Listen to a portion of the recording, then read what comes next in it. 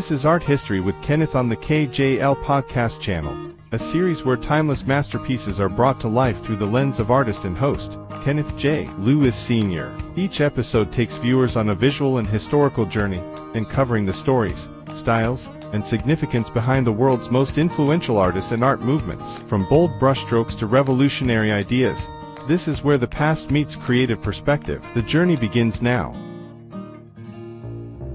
Welcome to the Art History Show on the KJL Podcast Channel. I'm your host, Kenneth J. Lewis Sr., painter, storyteller, and curator of visual memory. Here, we journey beyond galleries and textbooks to meet artists who shape culture from the margins. This episode is part of our ongoing Southern Artist Series, where we spotlight voices from the American South whose creativity rose from the soils of lived experience. Today's story is about a man who painted from a porch in Montgomery, Alabama, using house paint and plywood. The episode is titled Painted from the Porch, the singular work of Mose Tolliver. You may have never heard of him, but Mose Tolliver was a creative force who turned pain into poetry, a self-taught folk artist whose figures float, flirt, and tell stories from another dimension of the Deep South. Let's step into his world. As long as I'm doing myself, walk stuff. It don't make me none different. Is there a certain kind of wood you like best? Yeah. What kind? Good wood. What kind? Good wood. Some wood ain't no good. So the kind of wood you like best is good wood? Good wood. Mose Tolliver was born in Montgomery, Alabama, sometime around 1920. The exact date was never crystal clear, but what is clear is that he was one of 12 children in a working-class African-American family. His early life was marked by hard labor. He picked cotton, worked odd jobs, and eventually landed a steady gig at a furniture factory. That is, until a tragic accident changed everything. A load of marble crushed his legs, leaving him permanently disabled. Mose couldn't walk without crutches.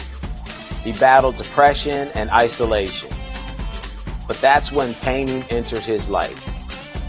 With encouragement from a friend, he picked up brushes, leftover house paint, and found scraps of wood. He began painting right from his front porch, day after day, tapping into a rhythm that seemed both personal and mythic. Mose Tolliver didn't go to art school. He didn't study technique or theory. But what he created was pure visual language. His subjects included birds, snakes, bicycles, mermaids, and countless self-portraits. He painted women with impossible proportions and curious expressions, sometimes sexual, sometimes symbolic. His colors were bold. His outlines were thick. His forms were flat, yet full of energy.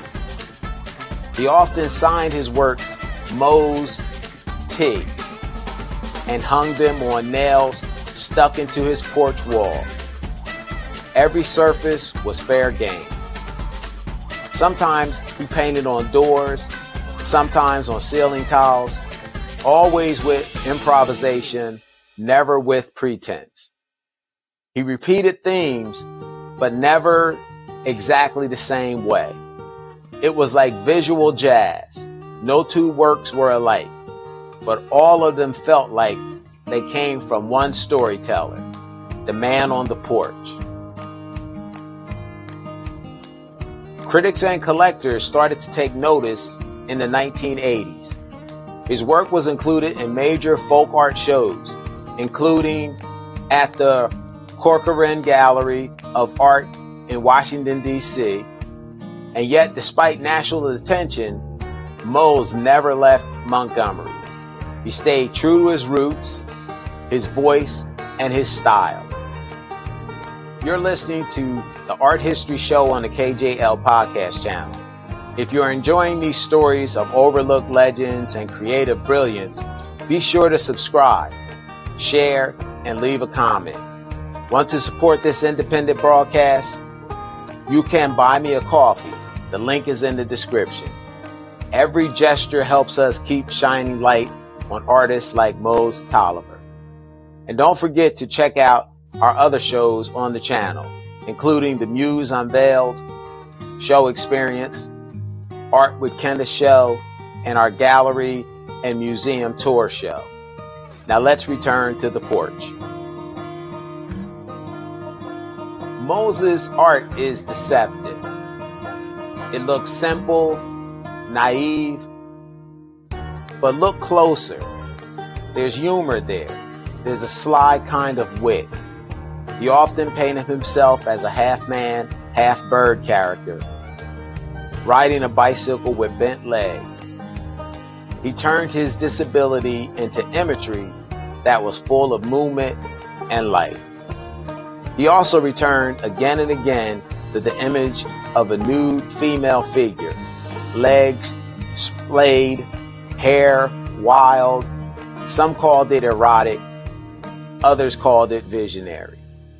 For Mose, it was simply a recurring figure from his imagination. There was always a kind of spiritual repetition in his work.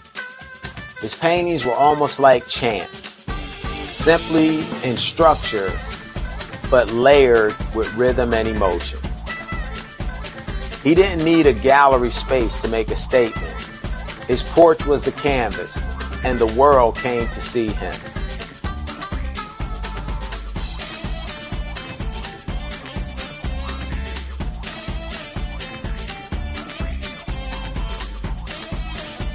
Mose T is often labeled an outsider artist, a term that can feel both celebratory and limiting. He never called himself that. He just painted. His works live in the collections of major institutions now: the Smithsonian, the American Folk Art Museum, and others. And yet he remained rooted in his community. He painted for neighbors, for visitors, and for himself. His daughter Annie and son Charlie also became painters, continuing the Tolliver legacy in their own way. Mose passed away in 2006, but his voice, bright, unusual, and deeply Southern, still echoes. As long as I'm doing so, it don't make me none different. Mose Tolliver reminds us that art doesn't have to be polished or academic or understood to be powerful. It just has to be true. He painted to survive. He painted to laugh. He painted because he could no longer run, but his imagination could still fly. If you've never seen his work before, take a few minutes today to look him up. Let his forms challenge you. Let his colors uplift you. And let his porch become a doorway into the world you didn't know you needed. This has been Kenneth J. Sr., and thank you for watching the Art History Show right here on the KJL Podcast Channel. I hope today's journey added some color, courage, and curiosity to your day. And until next time, stay visionary, stay open, and always dig deeper.